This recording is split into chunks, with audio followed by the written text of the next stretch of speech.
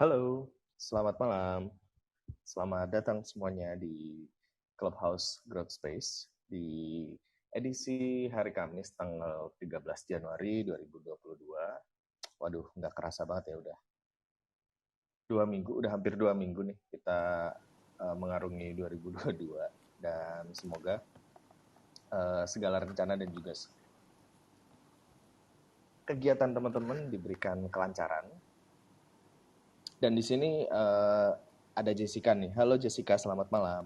Halo teman-teman, halo Inu, Halo, malam-malam semua. suaraku jelas nggak? Jelas, aman. Jelas ya. Oke. Ya. Oke. Oke. Jadi hari Apa ini kita kabar mau Jessica? bahas baik, no, baik. Cek gitu. Lo sosok nanya kabar, padahal baru meeting, cek. Oh iya. Soalnya Oke. aku nggak pernah ditanyain kabar. Ya astaga, sedih ya lumayan. Oke. Hari ini kita mau bahas ini nih, No. Suatu topik yang seru banget nih. Iya nggak sih? Seru karena sebenarnya topiknya itu lebih merakyat ya. Tapi mungkin nggak banyak orang yang terlalu memperhatikan. Atau mungkin mereka sudah melakukan hal ini tapi kayak tanpa sadar gitu, Jess. Betul. Jadi hari ini temanya kita mau bahas problem solving nih teman-teman. Dan bener banget mungkin kayak di kita tuh udah sering banget ya kayak gue kan setiap hari nyelesain problem gitu. Cuma coba ya hari ini kita pertajam lagi konsepnya. Karena hari ini kita kedatangan pembicara keren banget nih No. Bener gak tuh? Betul banget nih, kita dari kedatangan Mas Marvan. Yoi. Yoi. Halo, selamat malam Mas Selamat malam Mas Marfan. Marvan. Halo, selamat malam semuanya. Malam Mas, wah senang banget nih kedatangan sama Mas Marfan. Boleh kenalan dulu mungkin Mas Marfan. Bisa Boleh. ceritain gitu sehari-hari sekarang lagi ngapain kesibukannya. Oke, mulai dari mana ya? Oke, kesibukannya sekarang saya lagi di Lombok, lagi di kawasan ekonomi khusus Mandalika.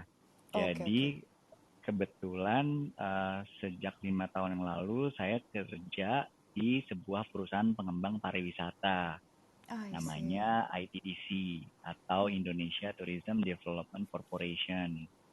Nah, saya di sini kalau sekarang saya bekerja sebagai bagian dari Direktorat Business Development. Jadi ya ibaratnya mengembangkan bisnis lah gitu. Nah, jadi kebetulan IT di sini adalah pengelola kawasan ekonomi khusus Mandalika. Dan yang kita lakukan adalah mengerjasamakan lahan-lahan yang ada di kawasan ekonomi khusus Mandalika yang luasnya sekitar 1.200 hektar untuk dikerjasamakan dengan berbagai pihak, baik swasta maupun negara ataupun TMA asing, supaya ini supaya jadi cuan lah, kurang lebih seperti itu. Oh ya, ITDC ini perusahaan negara, jadi kami merupakan suatu badan usaha milik negara. I Nah, see. kebetulan aku lagi di sini dari kemarin gara-gara lagi sering banyak kunjungan. Nah, tadi baru aja satu. Tadi kebetulan orangnya lagi di sini, besok berangkat lagi. I see. Gitu. Seru banget nih Mas Marfan. Terus ceritanya bisa tergabung Think Policy itu gimana tuh Mas Oh, dari ITDC? Heeh. nah, kalau Think Policy sebenarnya Think Policy itu sendiri kan juga baru ya. Maksudnya dia komunitas yang organisasi yang dibentuk sekitar 2019 gitu. Nah, jadi di 2019 sih saya tidak terlalu saya tahu tapi tidak terlalu ngikutin. Nah, terus mungkin dari circle-circle pertemanan dan network-network yang serupa, jadi kenalan sama Think Policy lebih jauh gitu. Nah, sampai di satu titik di 2020 ya mungkin karena pandemi ya, orang mulai melakukan sesuatu yang tidak biasa dia lakukan sebelumnya lah gitu. Nah, saya mulai mencoba sharing nih di Think Policy. Setelah saya cari tahu ada apa sih di Think Policy gitu, apa sih yang bisa saya kontribusikan, karena di Think Policy itu yang bikin saya tertarik banget adalah apapun yang kita sharing atau ajarkan di Think Policy sebenarnya dalam jangka waktu menengah ataupun panjang harusnya kita akan menuai hasilnya. Kenapa? Karena kebanyakan atau mayoritas yang join think policy, maksudnya menggunakan jasa think policy biasanya aparatur sipil negara. Betul. Yang mungkin dalam jangka waktu 5-10 tahun atau mungkin di atas itu akan menjadi orang-orang yang melakukan decision making gitu untuk policy-policy yang sifatnya publik gitu. Nah, dari situ saya cari tahu ternyata ada beberapa modul yang sebenarnya cocok dengan expertise saya gitu. Jadi untuk saat ini modul itu adalah problem identification dan root cause analysis sama project management.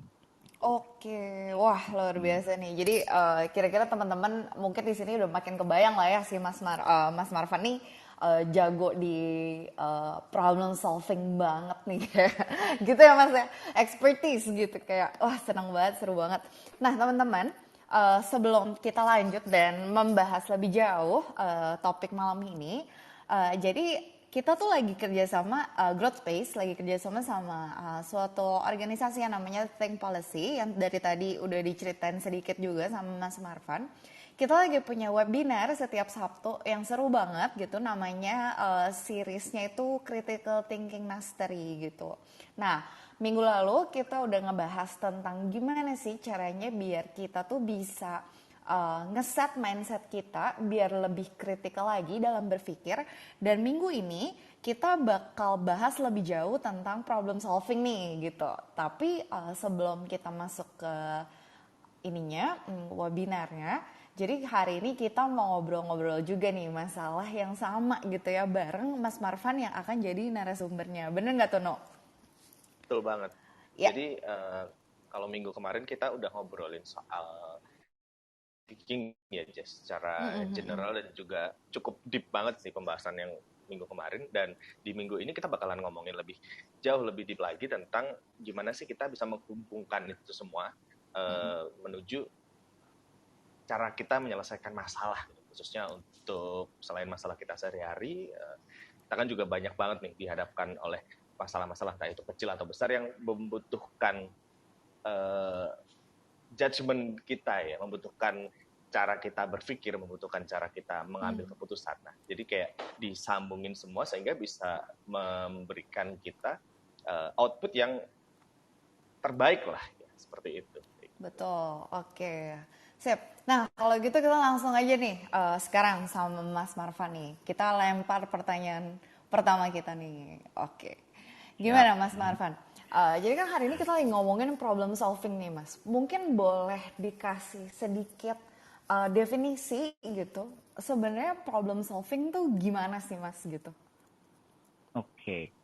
Jadi sebenarnya definisi problem solving itu udah sangat bisa ditebak dari dua kata itu ya, problem solving ya kan. Nah, tapi implementasi problem solving di setiap situasi itu mungkin ada sedikit perbedaan. Contoh, besok saya akan, maksudnya nanti pas webinar, oke gini, saya tarik mundur dulu. Problem solving tuh ya pasti memecahkan masalah gitu. Memecahkan masalah tuh maksudnya apa sih? Sebelum dipecah, kata lainnya menguraikan masalah lah. Jadi kalau ada masalah biasanya kita kalau kebiasaan lama itu kita mungkin langsung lompat ke kesimpulannya. Oh ini pasti karena ini. Dan mungkin bukan hanya kebiasaan lama, tapi mungkin karena memang kita menguasai bidang itu gitu. Jadi kadang-kadang kita lengah. Padahal belum tentu semua masalah itu identik. Kadang-kadang masalah yang dari atas atau dari luarnya mirip, ternyata akar masalahnya bisa beda gitu. Makanya penting untuk, atau problem solving dalam hal ini ya definisinya adalah segala cara yang kita gunakan atau teknik yang kita gunakan untuk menguraikan masalah. Hanya menguraikan ya, kita belum bikin solusi di sini. Gitu. Oke. Jadi baru menguraikan masalahnya. Oke. Betul. Gimana Mas? Lanjut. Oke, jadi salah satu godaan paling kuat itu biasanya pada saat menguraikan masalah kita langsung udah tahu nih solusinya apa gitu. Nah itu yang harus dihindarin. Intinya pada saat kita melakukan problem solving dengan teknik apapun, tekniknya banyak sekali ya by the way gitu. Saya cuma akan ngajarin yang paling simple aja, nanti teman-teman bisa bisa cari sendiri, bahkan mungkin bisa nemu teknik baru gitu. Nah pada saat menguraikan, fokus untuk memecahkan masalah, fokus untuk mencari akar masalah, jangan cari solusi, nanti aja belakangan ada section sendiri gitu. Nah, kurang lebih kayak gitu. Oke. Jadi kalau sebenarnya kita ngomongin problem solving itu sendiri, jadi justru tuh fokusnya di masalahnya tuh benar-benar dipecahin, diurain jadi bentuk yang lebih kecil atau yang sederhana yang bisa lebih kita cerna kali gitu ya Mas ya, bukan justru mencari solusinya gitu. Betul. Jadi jangan cari solusinya, benar-benar pecahin dipersempit aja, dibikin lebih spesifik terus digali lagi gitu. Oke. Nah sebenarnya kenapa sih Mas jadi kayak penasaran gitu deh. Kayak misalnya memang nih kalau kita ngadepin masalah gitu. Tapi kan sebenarnya semua masalah itu kita pengen dapetnya solusi nih. Tapi justru kenapa sih ilmu problem solving ini lebih fokus di mecahin masalahnya nih Mas. Atau ngurai masalahnya dulu nih.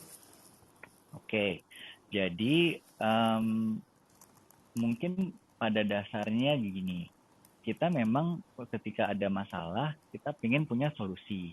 Jadi kita ingin sudah jadi nature-nya manusia untuk segera menghilangkan masalah tersebut.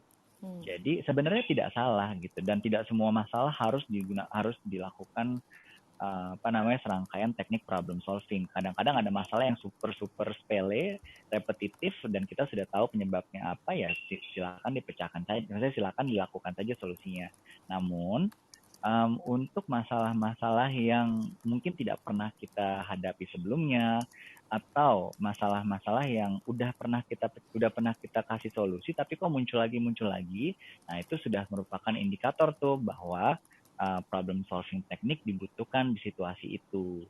Nah, balik ke pertanyaan tadi, kenapa kita fokus ke menguraikan masalahnya adalah supaya kita memastikan kita benar-benar dapat masalah yang paling dalam sebelum kita fokus mikirin solusinya. Karena kalau kita udah kepikir, jadi belum sampai root cause-nya nih, belum sampai akar masalahnya, tiba-tiba kita udah berpikir, oke, kita cari solusinya nih. Yang kita khawatirkan, masalahnya akan berulang lagi karena akar masalahnya belum dimunculkan atau solusi yang kita kasih itu tidak untuk menyelesaikan masalah terdalamnya, sehingga nanti muncul lagi. Makanya penting untuk tidak fokus sama solusinya ketika kita menguraikan masalah. I see. Oh iya. Jadi kita sebenarnya di dalam problem solving ini kita tuh memecahkan masalah untuk nyari si root cause-nya gitu ya Mas ya. Iya, betul. Oke. Nah mungkin Mas Marvan nih boleh cerita dulu nggak sih Mas selama ini gitu ya dari pengalaman ngajar atau pengalaman ngasih konsultasi ke orang. Ada nggak sih Mas cerita-cerita di mana orang nih karena kayak terjebak, oke pengen cepet-cepet nyelesain masalah gitu belum ketemu root cause-nya, udah bikin solusi gitu terus yang akhirnya tuh pada akhirnya kayak tadi Mas Marvan bilang akhirnya problemnya berulang gitu. Oke. Sebenarnya banyak sekali sih, dan yang kalau mau jujur ya, boleh dong Mas dibagi ceritanya. iya, kalau mau jujur, pada saat saya di awal-awal kenalan dengan teknik pemecahan akar masalah ini, ya saya juga melakukan kesalahan yang sama gitu. Dan jujur saja sampai detik ini pun meskipun saya bisa membawakan materi ini, bisa sharing, mungkin bisa coaching dan mentoring teman-teman untuk menggunakan teknik ini, tapi tetap saja nggak akan ada orang yang pernah tahu akar masalahnya itu sudah sempurna, sudah itu atau belum gitu. Jadi ibaratnya saya pun pada prakteknya mungkin masih aja kedapatan menyelesaikan masalah, ternyata besoknya masalahnya muncul lagi. Berarti kan saya belum sampai ke akar masalahnya. Nah itu secara kualitatif ya. Nah, kalau secara kuantitatif mungkin gampangnya gini aja. Dulu saya pernah, sebelum saya kerja di industri pariwisata, saya kerja di oil and gas. Jadi saya kerja di salah satu kontraktor pengeboran minyak gitu. Nah, biasanya kalau semoga teman-teman ada yang familiar ya. Tapi biasanya kalau di kontraktor pengeboran, saya di lapangan ngebor tanahnya. Nah, kita menggunakan alat-alat pengeboran yang sangat syarat dengan elektronik dan mechanical part di dalamnya gitu. Jadi karena alat-alat pengeboran sekarang kan udah pinter-pinter ya, nggak kayak zaman di film Armageddon dulu gitu. Jadi kalau kita cemplungin ke tanah, dia kayak tahu gitu harus ngebor ke arah mana supaya dapat hidrokarbonnya. Nah, tentunya alat-alat itu kan banyak sekali di dalamnya itu banyak elektronik komponen dan mechanical komponen. Nah, sering kali karena environmental drilling yang benar-benar kasar dan keras, temperatur lah, pressure tinggi dan banyak hal lainnya, alat-alat itu gagal di dalam tanah untuk melakukan tugasnya gitu. Nah, Pak, dan disinilah keseruannya bermula. Jadi pas alat drillingnya itu diangkat ke permukaan, terus dikirim ke workshopnya, nah baru saya dan teman-teman beraksi gitu. Di situ saya strip down, saya buka itu alat-alatnya, elektronik dan mekanik partnya, terus mulai dicari satu-satu penyebabnya.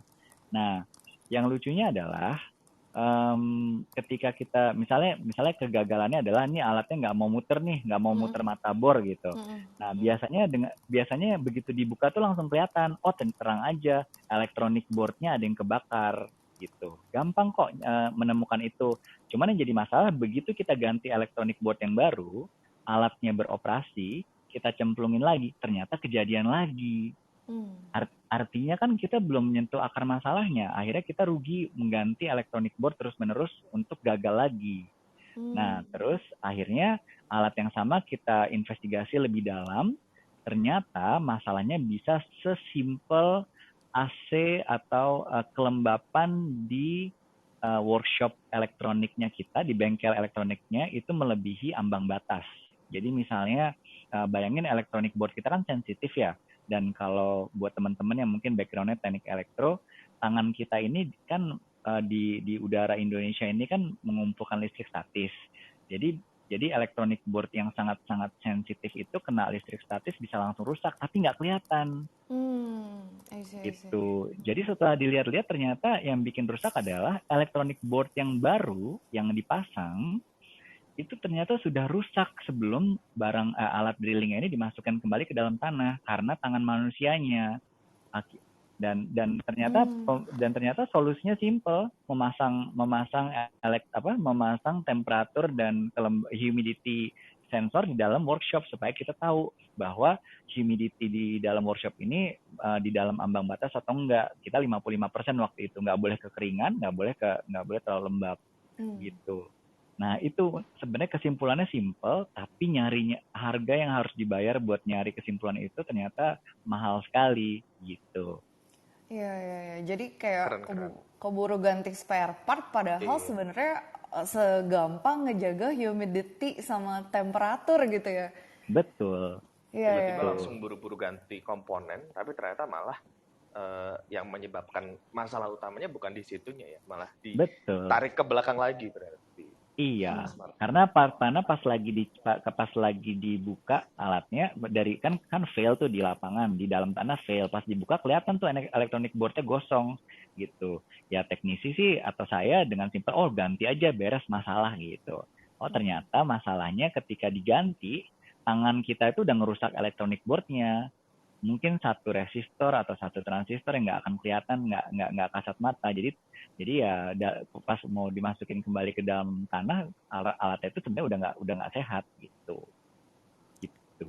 Ya. Jadi makin kebayang nih teman-teman, ternyata tuh mengurai masalah dan mencari root cause itu gitu. Itu tuh nggak cuma untuk kayak mencegah satu problem berulang lagi gitu, tapi juga untuk mencegah loh kita ngabisin cost atau ngabisin biaya atau ngabisin waktu untuk sesuatu yang cuma-cuma gitu lah. Benar.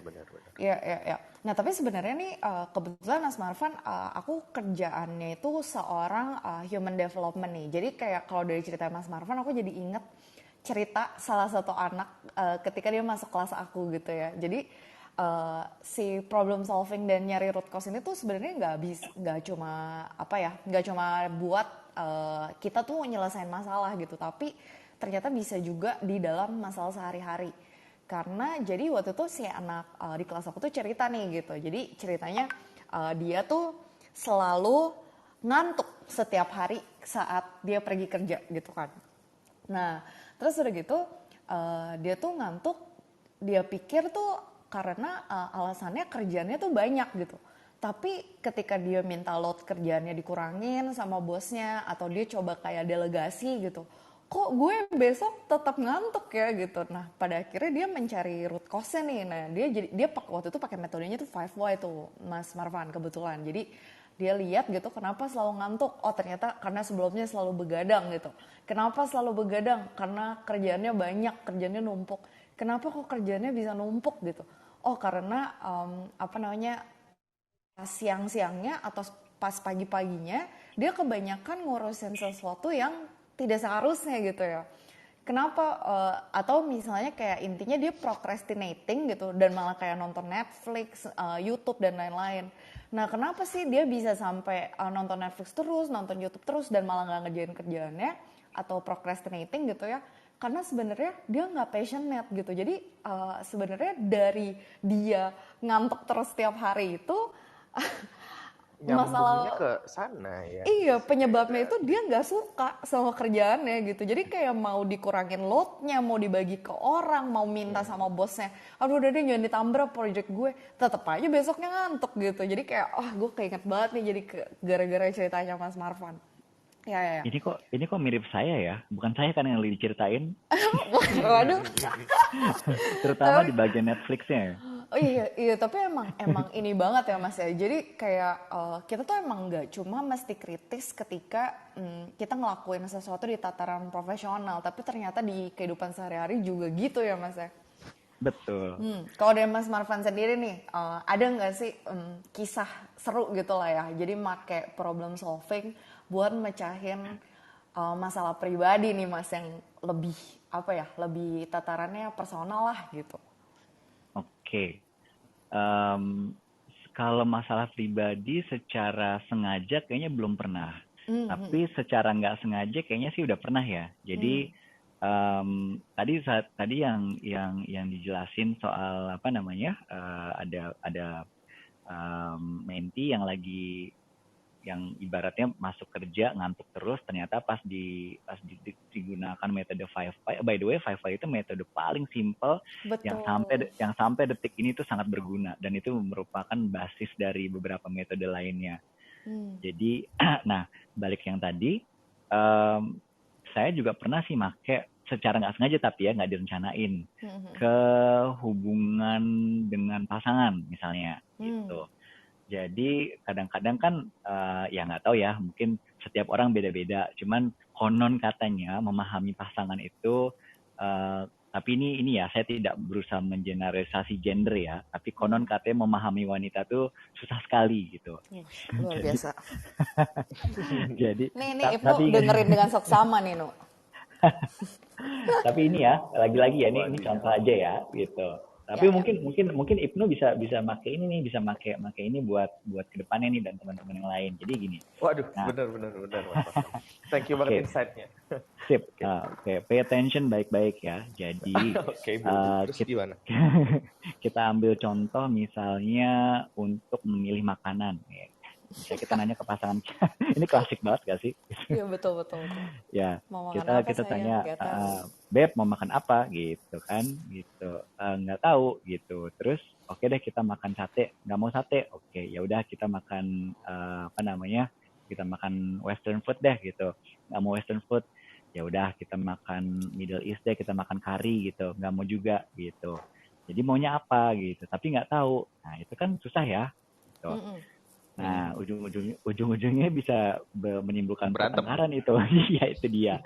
Nah, yang saya mau highlight adalah bukan milih makanannya, tapi kadang-kadang kita nggak tahu masalahnya apa, tapi ujung-ujungnya berantem, gitu.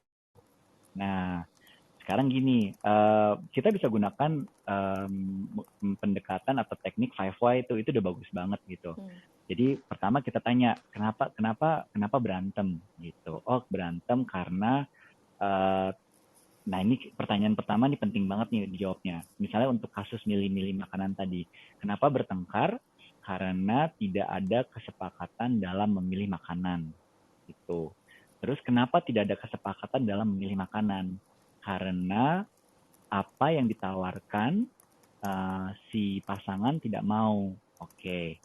Kenapa apa yang ditawarkan si pasangan apa yang ditawarkan kepada si makanan yang ditawarkan ke pasangan kok pasangannya tidak mau. Nah, biasanya saya udah nggak bisa jawab nih sampai detik itu.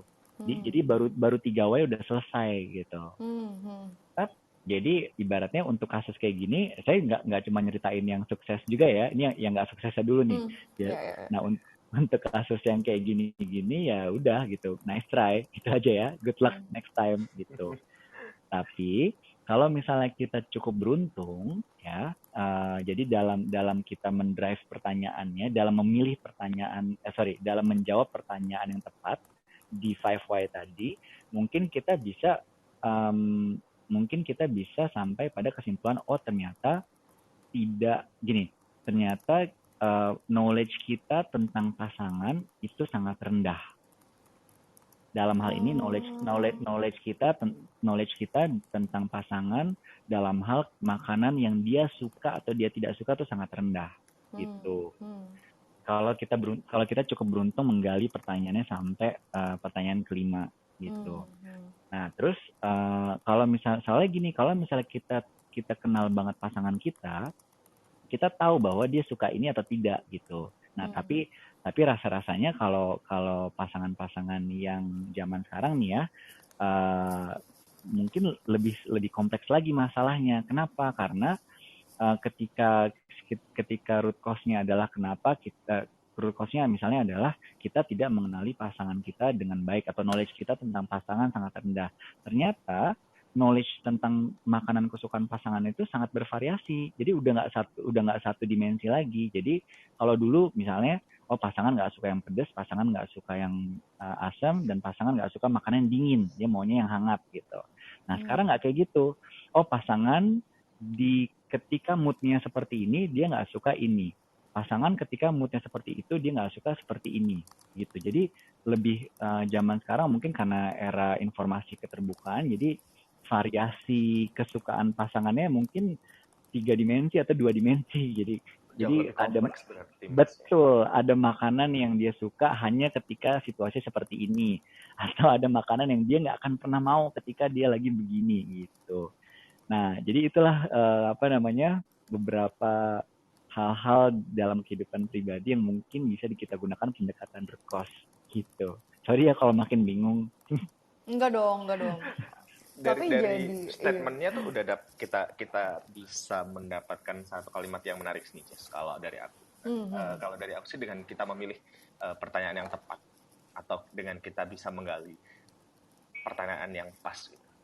Kita bisa menyimpulkan bahwa knowledge tentang sesuatu itu akan cenderung rendah ketika kita kurang bisa memilih dan kurang bisa menggali pertanyaan yang tepat terhadap suatu topik itu.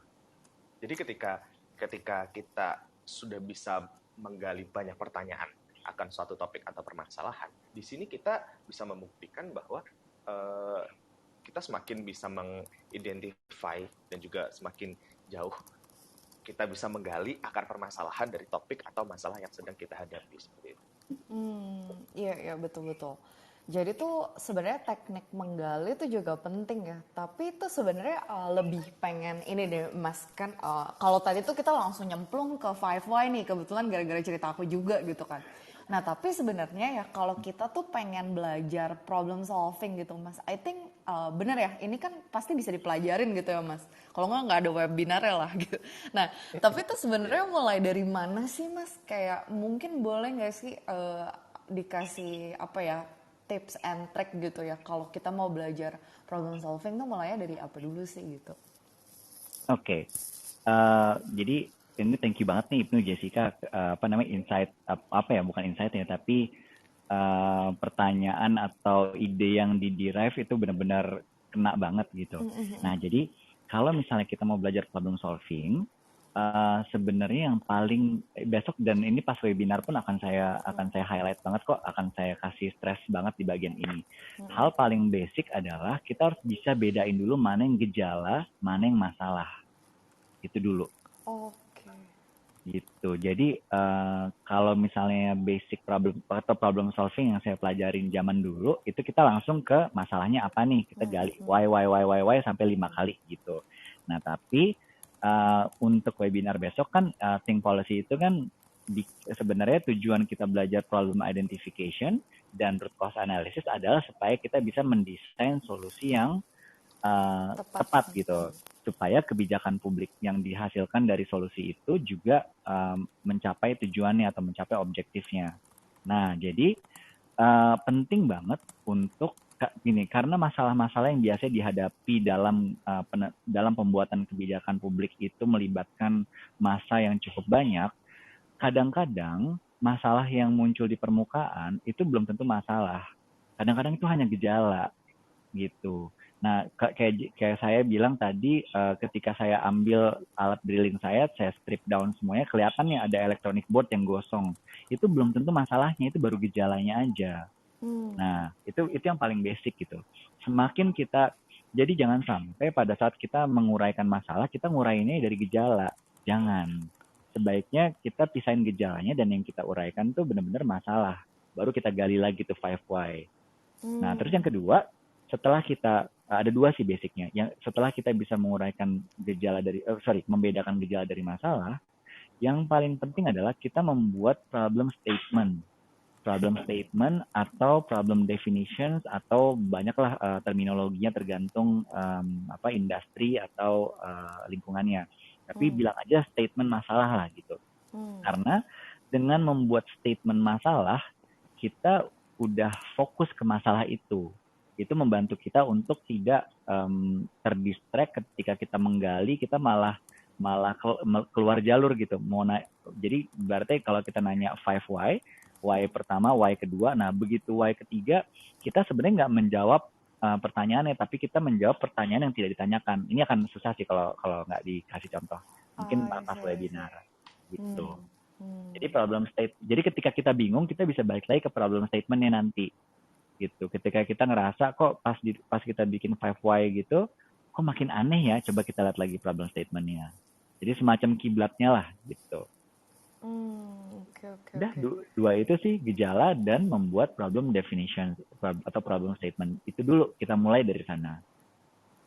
Oke, jadi jadi sebenarnya daripada kita mikirin dulu nih metode analisisnya gitu, kayak tadi kan pakai 5 why gitu, atau misalnya kayak metode-metode analisis lain gitu.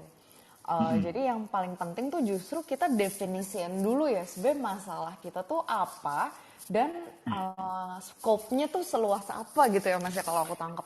Betul. Jadi kalau boleh saya tambahin,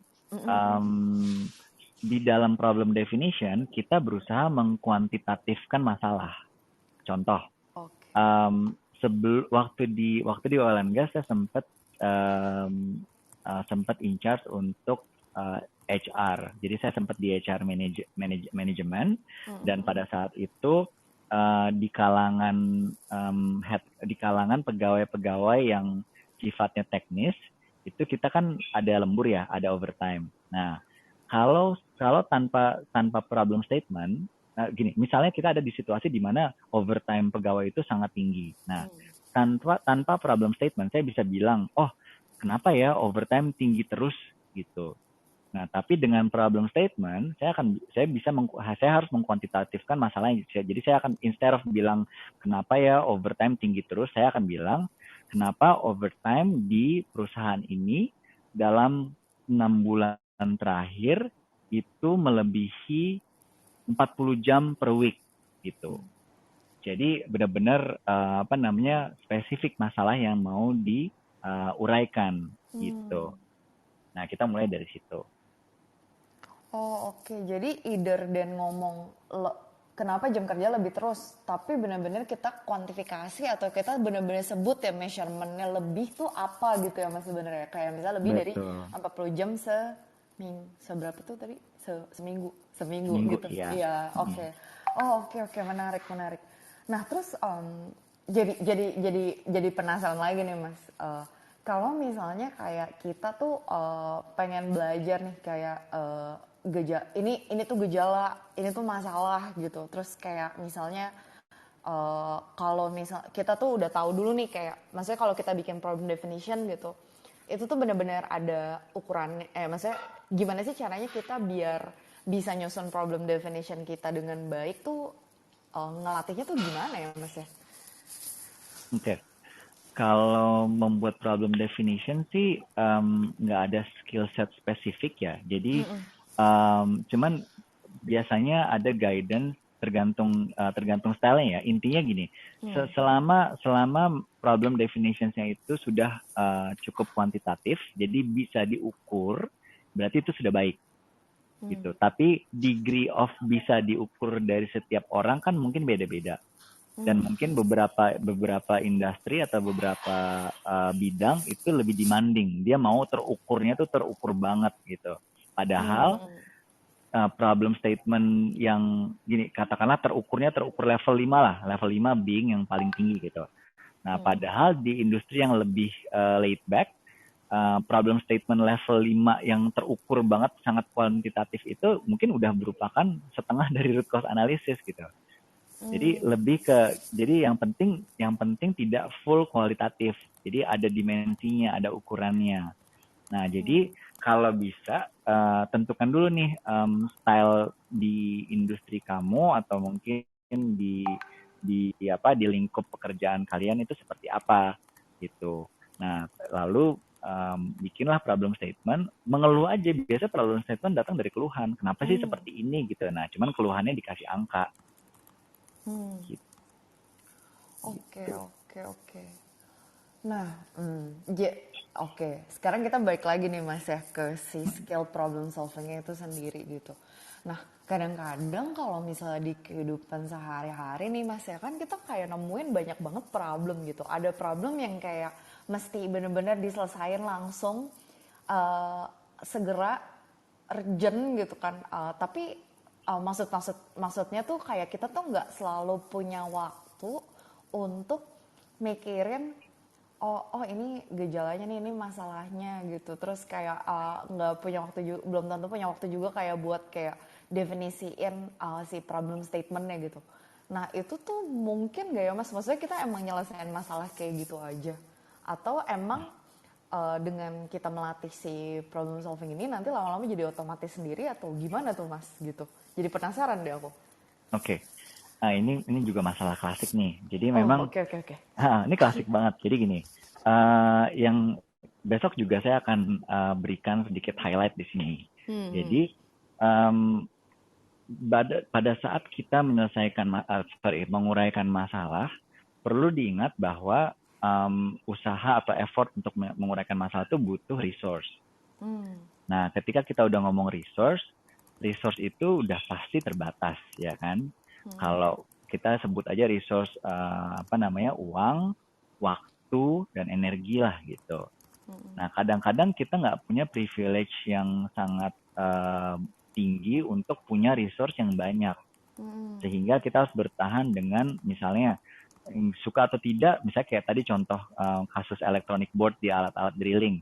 Itu kadang-kadang klien sudah menunggu, jadi alat drilling yang rusak itu, yang gagal melakukan tugasnya itu belum sampai permukaan, itu klien udah nunggu laporannya. Bayangin, kan kami kan di kontraktor pengeboran. Jadi kita aja belum menerima alatnya tuh. Untuk menerima alatnya aja kita butuh setengah hari supaya dia balik lagi ke permukaan. Habis itu kita mobilisasi ke base kami, mungkin makan waktu 1-2 hari. Tapi as soon as the tool failed, itu klien biasanya udah minta laporan. Nah, dalam keadaan kayak gitu ya mau nggak mau kita bertahan dengan apa yang kita punya. Antara kita melakukan root cause analysis atau problem identification sesuai dengan waktu yang kita milikin, dengan konsekuensi yang kita jelaskan dari awal, bos maaf nih waktu kita cuma ada segini, jadi kita cuma bisa sampai pada kesimpulan ini, tetap masih ada resiko tapi ini good to go gitu. Atau kita minta tambahan resource kalau misalnya kita punya privilege. Nah, tapi ini secara konvensional, ini secara general ya.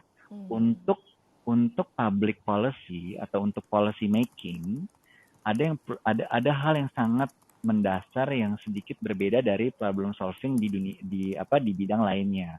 Karena gini, ada kebijakan publik, biasanya kita nggak akan pernah bisa membuat satu solusi ya, bukan mengurai masalah ya, biasanya tidak pernah ada satu solusi yang efektif buat semua aspek masalah, atau solusi yang efektif buat semua stakeholder. Contoh, macet di jalan raya di Jakarta deh, Sudirman Tamrin. Siapa orang Jakarta yang nggak kenal Sudirman Tamrin, ya kan? Nah, menurut teman-teman itu masalah atau enggak? Tergantung point of view-nya. Betul. Kalau buat pengendara kendaraan bermotor, mobil atau motor masalah karena mereka pengen cepat-cepat sampai rumah. Betul. Jadi macet nggak bisa. Buat Pak Polisi Dinas Lalu Lintas Angkutan Jalan Raya, masalah atau nggak? Sama mungkin masalah. Orang mereka juga pengen segera kembali kumpul sama istri dan anaknya, gitu. Tapi buat pengusaha billboard, masalah atau nggak? Tidak. Semakin macet, semakin banyak viewersnya. Gitu. Nah, jadi hampir mustahil untuk menemukan satu solusi yang bisa menjawab masalah atau menyelesaikan masalah untuk semua pemangku kepentingan. Oleh karena itu, dalam kebijakan publik biasanya objektifnya untuk menguraikan masalah itu bukan untuk memecahkan suatu masalah, tapi untuk menanggapi suatu masalah. Ada perbedaan tipis tapi nyata, bukan dipecahkan tapi ditanggapi gitu. Oh, kalau kayak gitu akan ada pertanyaan, berarti masalahnya belum tentu selesai. Iya, betul. Karena even kita menemukan solusi yang efektif aja nggak akan bisa buat semuanya. Jadi itu sesuatu yang harus terus-menerus dilakukan problem identification dan root cause analysisnya. Gitu. Jatuhnya yang tadi ya, berarti yang untuk cuman menyelesaikan atau mengidentifikasi gejalanya aja ya berarti Mas Marvan. Iya. Di ini lagi. Oke. Nah, tapi gini, untuk di problem definition itu sendiri nih, kira-kira ada nggak sih kayak yang kita perlukan untuk kita bisa benar-benar mengidentifikasi suatu masalah itu dengan lebih detail atau dengan lebih to the point lah, seperti itu. Mungkin dari pengalaman yang dilakukan oleh Mas Marvan di kantor atau secara personal life-nya sebelumnya, mungkin bisa di-share-kan. Oke. Jadi kalau saya sih biasanya bikin problem definition itu pakai feeling dulu gitu. Jadi kalau tadi saya sempat bilang coba aja mengeluh secara natural, terus keluhannya dikuantifikasi gitu. Nah, tapi sebenarnya ada cara yang lebih sistematis gitu, yang seperti tadi saya ceritakan. Pertama kita bikin dulu, kita ketika melihat suatu situasi, coba kita pisahkan, kita list mana yang gejala, mana yang masalah. Besok saya akan datang dengan beberapa ilustrasi yang simple lah gitu. Nah, terus dari gejala-gejala yang ada, itu kita sampingkan dulu. Kita fokus sama masalahnya gitu. Nah, masalah-masalah yang ada itu setelah kita susun, misalnya ada 5, misalnya masalah macet di jalan raya gitu. Gejalanya kan misalnya deadlock gitu, kendaraan nggak bisa bergerak, itu gejala. Gitu. Nah, masalahnya mungkin seperti ini.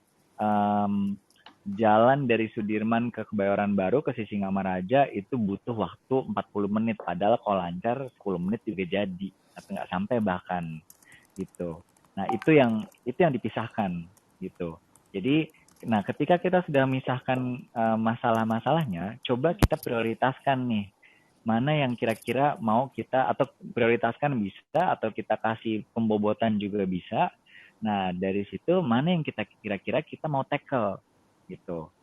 Nah, kalau misalnya masalah macetnya, jadi misalnya macet di jalan raya, terus yang kita mau tackle adalah dari sisi penyempitan jalan gitu. Jadi ternyata ada penyempitan jalan di satu ruas dari 4 jalur ke 2 jalur, udah pasti kan ada kemacetan gitu. Nah, tapi ternyata bukan itu aja, ada galian, ada apa? Nah, dari semua masalah itu tuh kita bobotkan mana yang kira-kira kita mau tackle dengan resource yang ada. Nah, masalah yang mau kita tackle baru kita baru kita bentuk jadi sebuah kalimat yang nantinya akan kita labelin problem statement. Gitu misalnya kita mau highlight atau kita mau fokus ke masalah penyempitan jalan gitu. Jadi jalanan Sudirman Tamrin itu macet total setiap jam 4 sore sampai 8 malam karena ada penyempitan jalan di sini. Tuh. Kurang lebih seperti itu. Cuman ini saya nggak terlalu sempurna bikinnya ya, karena masalahnya juga masalah ya buat ilustrasi sederhana aja gitu. Ya, oke. Tapi kebayang sih Mas kita. Oke. Sip. Nah, oke, sebelum kita lanjut nih, mungkin dari teman-teman di sini yang hadir ingin bertanya atau ingin sharing gitu ya sama Mas Marvan nih, mumpung kita kedatangan ahli gitu ya, ahli problem solving gitu, atau misalnya mau sharing nih bertemu masalah hidup kayak gini nih Mas Marvan nih, gimana sih apa mungkin kayak firstnya yang bisa dilakukan untuk memecahkan masalahnya gitu, atau mau konsultasi singkat tentang ini tuh gejala apa masalah ya Mas C gitu kan. Nah boleh banget loh teman-teman, bisa langsung raise hand, nanti kita naikin sebagai speaker supaya bisa cerita-cerita juga nih, ya nggak No? Iya, oke. Betul. Gimana No? Sorry, ternyata ke mute. Nah, oke. Mungkin aku ini aja kali ya, langsung tunjuk nih. Kita kan udah lama nggak nunjuk kayak gini. Nunjuk Yes. orang. Betul. Iya. Oke, boleh. Karena sebelumnya kita main asal tunjuk juga nih di sesi-sesi Clubhouse beberapa bulan yang lalu. Nah, karena mungkin yang sekarang teman-teman udah pada berani dan udah pada senang sharing, jadinya kita kurang mendapatkan kurang nunjuk nih jatuhnya. Oke. Siap. Boleh No ditunjuk. Siapa tahu nih ada yang mau sharing nih. Oke, ini jangan kabur ya. Mau ditunjuk pada keluar nih. Lo sih No. Lah nyala-nyalahin. Oke, lanjut dulu guys. Oke. Nah, oke. Ini kali ya, Mas Marvan. Sebenarnya tuh apa ya? Cara terbaiknya untuk kita tuh sadar gitu ya, oh ini nih kita nggak lagi ngurai masalah dengan bener nih, atau misalnya kayak apa ya, maksudnya gini, kita kan kalau misalnya kita mau menerapkan suatu skill, kita sadar dulu nih, oh ternyata skill itu nggak terus-terusan kita pakai loh, kita salah loh menerapkan si skill itu gimana caranya ya Mas, kita tuh sadar kita lagi nggak make skill problem solving ini dengan baik, sama kayak kayak udah gitu, kayak oh pokoknya kalau ada problem ya gue selesain gitu. Cara taunya gimana tuh ya Mas, kita tuh bisa terus-terusan memakai skill ini di dalam memecahkan masalah kita gitu. Oke. Ini juga sangat simpel banget. Jadi saya sebenarnya cukup beruntung nih di Think Policy, karena problem solving itu sebenarnya sangat gampang buat diajarin atau di sharing, tapi implementasi susah. Okay. Jadi tapi apapun susah itu kan dari saya ya. Jadi mungkin teman-teman yang lain dengan keadaan yang beda, situasi yang beda, siapa tahu lebih gampang gitu. Karena waktu itu juga mentor saya bilang tidak sesusah ini juga gitu. Nah, balik ke pertanyaan tadi, hal paling atau indikator paling sederhana adalah biasanya kalau kita tidak menerapkan skill problem solving dengan baik, ya meskipun kita udah berusaha, atau mungkin ada yang tidak terlalu sempurna, ya memang nggak ada yang sempurna, tapi tidak ada yang agak melenceng di teknik kita, biasanya masalah yang kita bikinin solusinya itu berulang lagi, muncul lagi, dan ketika muncul lagi gejalanya sama gitu. Oh, oke. Kalau gejalanya beda, mungkin masalahnya sudah yang kemarin sudah selesai, tapi mungkin kita kurang luas aja nih menggali root cause-nya, tinggal kita teruskan. Tapi kalau misalnya gejalanya sama lagi, biasanya pada saat kita berusaha menguraikan masalah, ada yang mungkin secara fundamental nggak benar gitu. Gitu. Itu sih indikator paling sederhana itu. Oke. Kalau gitu ini boleh nggak Mas diceritain gitu? Mungkin Mas Marvan punya pengalaman di mana ini nih jadi kayak problem solvingnya nggak kelar gitu, jadi kayak gejalanya berulang terus gitu, dan waktu itu sadarnya gimana tuh Mas? Oke. Lagi-lagi ini pas dulu-dulu ya. Jadi pada saat gini, waktu saya kerja di perusahaan sebelumnya, resource saya bisa bisa dibilang lumayan nggak terbatas karena biasanya ketika klien minta penjelasan atas failure yang ada, itu kita tanggapi, kita respon dulu gitu. Nah, ketika kita respon dulu, biasa klien senang tuh. Nah, padahal pada saat kita kasih respon pertama yang mungkin cuman tiga apa kayak di hari yang sama kayak preliminary banget lah gitu. Itu sebenarnya saya punya waktu menurut kontrak dengan klien saya punya waktu kayak 3 bulan untuk cari root cause-nya. 3 bulan tuh sangat sangat banyak gitu. Iya, Nah, iya.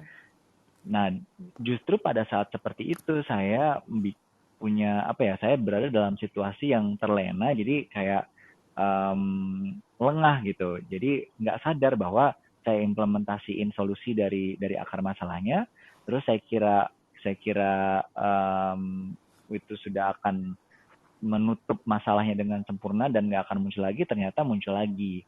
Nah, saya akan coba ambil masalah yang non teknis ya, gitu.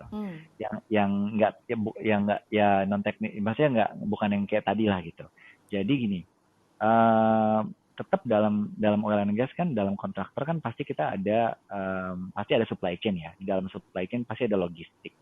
Nah, logistik ini kita kasih ke third party, kita kasih ke perusahaan forwarder gitu.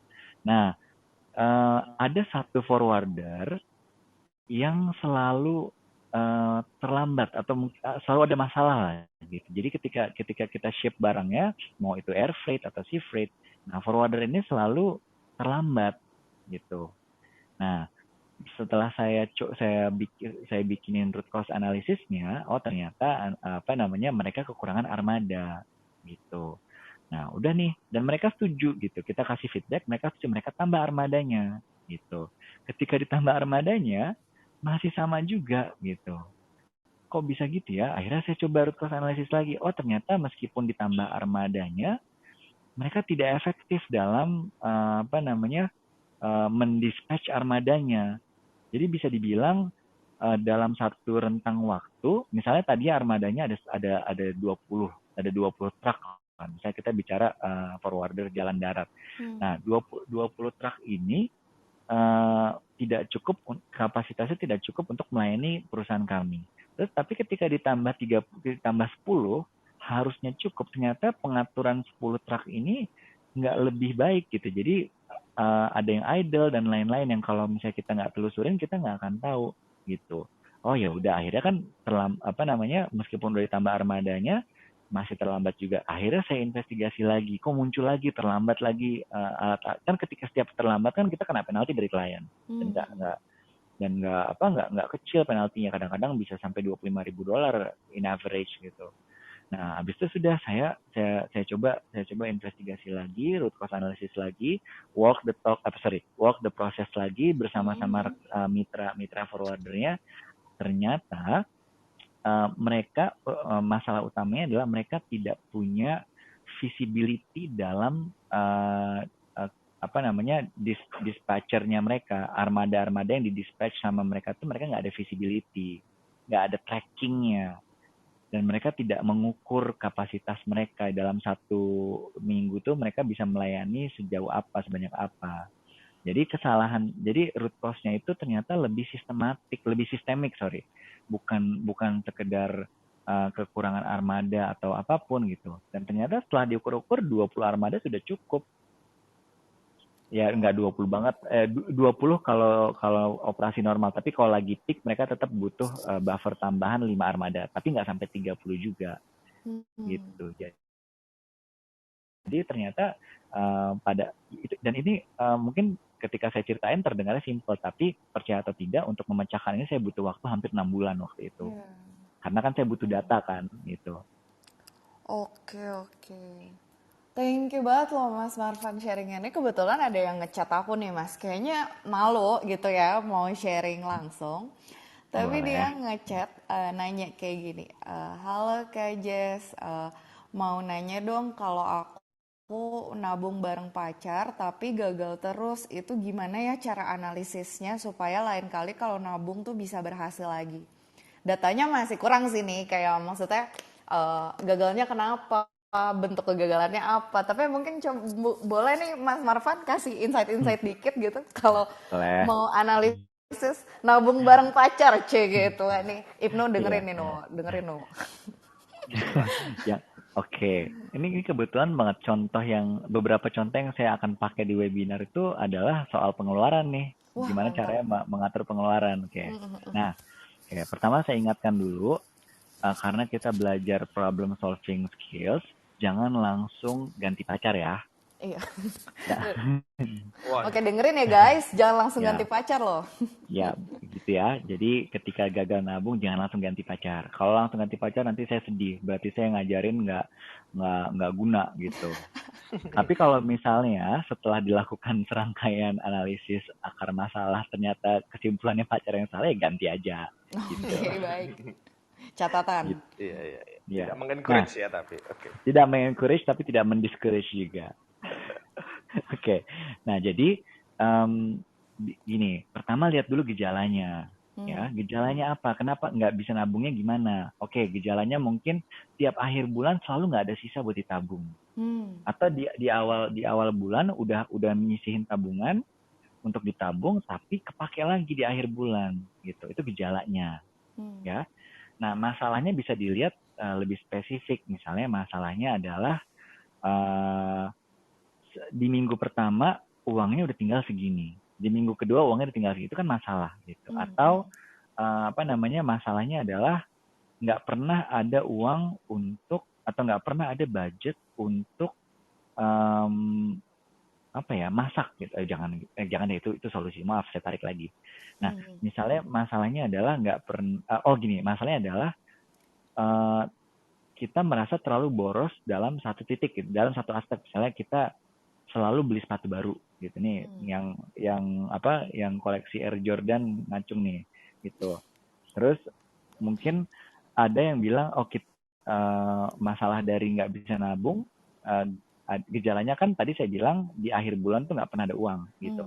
Nah, masalahnya mungkin kita terlalu banyak ngabisin di pulsa atau di internet atau di jajan, di bukannya masak tapi jajan gitu. Nah, dari situ biasanya masalah yang keluar itu ada di ranah pengeluaran. Biasanya ya, gitu. Nah, berarti bikinlah sebuah problem statement yang menyentuh pengeluaran. Contoh, misalnya saya pakai nama-nama zaman saya masih SD ya, si Badu gitu, atau Adi gitu. Si Badu tidak bisa menabung karena Badu menghabiskan banyak uang untuk jajan gitu. Kayak saya nih, si Badu nih, kayak jajan gitu. Nah, dari situ bahkan jajannya bisa dibilangin kalau misalnya si Badu menghabiskan 60% uangnya untuk jajan gitu. Kalau mau dibikin lebih kuantitatif. Nah, baru dari situ kita bikin nih, kita pakai 5 why dulu deh, karena 5 why itu nggak perlu diilustrasiin. Tanya sampai 5 kali. Kenapa si Badu ngabisin 60% uangnya untuk jajan? Oh, why? Karena si Badu tidak sebentar dulu. Oh, karena si Badu tidak sempat atau si Badu tidak membawa makanan sendiri gitu. Oke. Karena kalau bawa makanan sendiri kan udah pasti lebih hemat. Oke. Kenapa? Terus why yang kedua, kenapa si Badu tidak bawa makanan sendiri? Oh, karena si Badu tidak punya waktu memasak. Oke. Menyiapkan makanan di pagi hari. Oke. Kenapa si Badu tidak sempat menyiapkan makanan di pagi hari? Karena si Badu selalu kurang tidur. Karena si Badu butuh tidur. Si Badu selalu kurang tidur. Kenapa dia kurang tidur? Karena si Badu selalu tidur di atas jam 12 malam. Kenapa dia selalu tidur di atas jam 12 malam? Karena si Badu selalu membawa kerjaannya ke rumah karena nggak selesai. Nah, kan root cause-nya jadi panjang kan? Yang tadi nggak bisa nabung, tapi ternyata gara-gara dia overload. Gitu. Nah, ini menarik kan gitu. Nah, jadi balik ke pertanyaan tadi, boleh dipisahin dulu gejalanya dari masalahnya. Dan nanti seperti yang tadi saya bilang, masalahnya itu yang kita gali. Nah, biasanya kalau masalah nggak bisa nabung, ya namanya nabung kan antara pengeluarannya kurang atau antara penghasilannya kurang atau pengeluarannya lebih. Kelebihan Dua itu ya. aja. Betul. Gitu. Jadi biasanya nanti problem definition-nya akan ada di salah satu itu, gimana caranya naikin penghasilan atau ngurangin pengeluaran atau dua-duanya. Gitu. Semoga ngebantu. Oke, siap. Thank you banget Mas Marvan. Ini juga insight yang baik ya buat aku dan teman-teman gitu. Wah, ternyata teman-teman kalau kita nggak bisa menabung, masalahnya tuh bisa jadi Karena penyebabnya tuh overload. bisa jadi panjang loh. Overload kerja lo bisa. Oke. Nah, kita ada Angelia nih. Halo Angelia. Halo, selamat malam Jessica, Halo, Mas Marvan. malam. Thank you loh sudah di-invite ke atas. Aku nyimak sih dari tadi. Oke. Gimana Angel? Ada yang mau ditanya atau di-sharingin mungkin terkait dengan problem solving? Hmm, iya, mungkin ini ya, aku mau nanya deh, dari perspektifnya teman-teman gitu ya. Sering kali gitu ya, sering kali misalnya aku sedang quick call or observasi dari profilnya potensial kandidat lah ya, misalnya kita mau melakukan proses hiring gitu. Nah, salah satu hal yang biasanya ditanyakan itu adalah misalnya nih, lagi cari untuk posisi-posisi tertentu di mana sebenarnya critical thinking, analytical thinking itu kan sangat diperlukan ya, apalagi untuk posisi-posisi strategis gitu ya. Most of the candidate itu nggak banyak gitu ya yang bisa menjawab langsung gitu. Ini root and cause-nya tuh seperti ini gitu ya, ngembang gitu ya ininya gitu ya. Nah, kalau tadi tuh menarik pakai 5 whys gitu ya, kalau kita nanya sama diri kita sendiri gitu ya. Tapi kalau kita nanya sama orang lain gitu ya, pertanyaan yang simple itu kayak gimana sih cara nanyanya sehingga kita tahu nih orang ini problem solvingnya tuh bagus gitu. Oh, I see. Jadi justru lebih gimana caranya kita menggali orang untuk menentukan dia problem solvingnya bagus atau enggak gitu ya Angel ya kalau aku tangkap ya. Iya, benar gitu. Jadi dari pertanyaan itu, terus yang jawabannya kayak gimana sih gitu ya? Karena ngomongin critical thinking itu kan di kepala ya gitu. Apalagi sekarang tuh kan kita online, kadang juga nggak pakai video. Kalau di presentasi, iyalah kita bisa lihat gitu kan, decknya seperti apa, workflow-nya seperti apa. Tapi kalau ini baru di initial, gimana sih kita bisa lihat bahwa di the first impression itu dengan pertanyaan yang kita lontarkan itu bisa menggali gitu loh, Jess. Thank you Oke, ya. siap. Thank you Angelia. Oke, gimana Mas Marvan nih pertanyaannya nih? Oke. Iya, thank you Angelia. Ini pertanyaannya sih enak ditanyain, tapi jawabnya susah banget ini. Waduh. Jadi karena gini, apa namanya, saya sih nggak, tapi ini saya coba akan cari abis ini ya, karena lagi-lagi banyak hal-hal di problem solving yang nggak sadar saya lakukan gitu. Saya pun sampai detik ini juga masih belajar. Jadi saya nggak pernah, sejujurnya saya nggak pernah mengukur tingkat atau apa ya, tingkat analitik, kemampuan analitis lawan bicara dalam problem solving gitu. Jadi ini menarik buat saya. Jadi saya coba akan cari, kan enaknya ada guidance-nya ya Angelia ya. Jadi kita lihat kalau dia bisa menjawab pertanyaan why itu dengan ada ukuran yang bisa kita standarisasikan tuh lebih enak. Nah, saya nggak punya ukuran itu. Tapi saya akan coba respon ini. Jadi pertama kenapa 5 why itu dulu deh. Nah, jadi 5 why itu lahir dari entah siapa waktu itu penelitiannya. Intinya biasanya kalau suatu masalah dipertanyakan sampai 5 level kedalaman, itu apapun yang dijawab di level 5, itu biasanya sudah akan, kalau itu diselesaikan, itu sudah akan menyelesaikan 4 masalah di atasnya. Gitu. Jadi nggak akan kembali lagi. Sebenarnya kita bisa teruskan 5 why itu sampai berapapun why. Cuman nanti jadi nggak make sense dan logical lagi, jadi nggak relevan lagi. Contoh kayak tadi, kenapa si Badu selalu tidur di atas jam 12 malam? Karena di overload. Kenapa di overload? Karena ujung-ujungnya tanya why terus. Oh, karena karena bosnya dilahirkan. Coba bosnya nggak dilahirkan, dia nggak perlu overload. Nah, itu kan udah nggak relevan lagi gitu.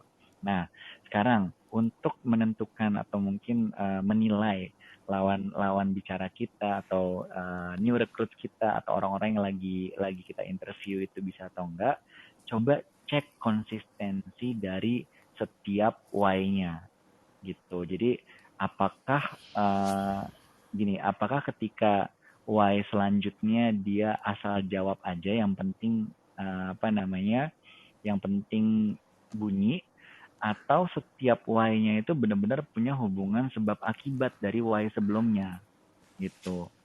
Contoh kayak tadi saya hampir kejebak nih karena ngasih contoh sendiri. Kenapa si Badu tidak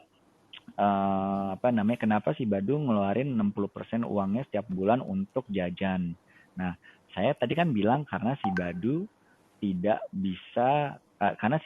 bawa makanan sendiri. Nah, padahal di situ kan saya mengasumsikan, emang kenapa? Emang kalau nggak bawa makanan sendiri nggak bisa hemat? Nyatanya bisa kok kita beli makanan tapi murah, yang harganya equals dengan bikin makanan sendiri. Malah kalau kita hitung man hour-nya si Badu saat nyiapin makanan di pagi hari, mungkin malah itu lebih mahal gitu. Nah, jadi cuman untuk mensimplifikasi contoh tadi saya bilang seperti itu. Saya bilang karena si Badu tidak bawa makanan sendiri dengan asumsi bawa makanan lebih murah. Nah, habis itu kenapa si Badu bawa makanan sendiri? Oh, karena dia tidak punya waktu untuk menyiapkan. Nah, bisa aja ketika itu dia bilang kenapa dia tidak bawa makanan sendiri? Oh, karena dia memang tidak suka gitu. Nah, jadi hal-hal kayak gitu kan sebenarnya tidak salah, tapi kalau dibilang ada hubungan sebab akibatnya kurang kuat gitu. Jadi dan jawaban dia itu tidak memberikan arah untuk digali lebih lanjut. Itu yang hal yang kedua. Jadi cek dalam dia menjawab why-nya itu ada nggak hubungan sebab akibat sama pertanyaan sebelumnya. Terus yang kedua, dia mencari jawaban yang masih punya kedalaman nggak untuk dipertanyakan lagi. Buat dari saya sih mungkin guidance-nya seperti itu. Dan sesungguhnya ya, di dalam kasus nyata menjawab sampai 5 itu susah. Betul. Gitu. Biasanya saya stop di 3. Ya. Oke. Gitu. Rata-rata ya. Sip. Thank you banget Mas Marvan buat insight-nya. Bahkan kita juga dapat nih insight tentang gimana sih caranya kita melihat gitu. Kira-kira lawan bicara kita nih level problem solving-nya tuh sejauh apa sih gitu. Nah, kalau aku boleh tambahin, kebetulan karena ini kasusnya dalam rekrutmen gitu, mungkin bisa di breakdown dulu nih. Tapi ini sorry teman-teman, ini di luar problem solving, tapi aku bisa bantu jawab karena expertise-nya kebetulan HR nih. Jadi thank you Jen. iya, kebetulan Angel kalau misalnya kita mau menggali suatu kompetensi yang namanya problem solving, itu kita bisa quantify dulu gitu. Di dalam kompetensi problem solving itu indicatorsnya apa aja atau key actionsnya apa aja. Misalnya dia bisa mengumpulkan informasi secara baik gitu. Terus kemudian setelah mengumpulkan informasi secara baik, dia bisa memprioritaskan atau mengurutkan informasinya dengan baik gitu. Nah, di dalam interview gitu, menurut aku yang paling bisa digali adalah dari sisi itunya gitu. Jadi kayak misalnya kalau kita ngasih contoh kasus ke dia, kalau ada orang kayak gini-gini nih jadi bawahan kamu, gimana kamu nyelesain masalahnya gitu. Nah, terus kita berkaca tuh dari indicatorsnya orang tuh bisa problem solving kalau apa sih gitu. Nah, jadi yang pertama nih dia ngumpulin informasi, dia mungkin akan jadi banyak tanya ke kita gitu. Oh, kalau misalnya ini memang evidence-nya apa dia berbuat seperti ini gitu-gitu. Terus nanti dia urutin itu jadi kayak satu cerita yang runut, kemudian dia melakukan analisisnya gitu ya. Jadi ketika indikator-indikatornya terpenuhi, itu akan lebih gampang untuk kita menentukan apakah orang ini punya problem solving skill atau enggak. Gitu sih kalau jawaban dari aku. Oke. Thank you Jessica. Wow. Thank you Jessica. Ini kayaknya evaluation-nya perlu ya. Tadi menarik ya. Konsistensi kalau dari Mas Marvan. Kemudian ada guide ya. Jadi ketika ada guide ada ukurannya gitu ya. Jadi mau aku yang nanya, mau orang lain nanya gitu ya. Jadi ada evidence-nya ya. Betul. Thank you.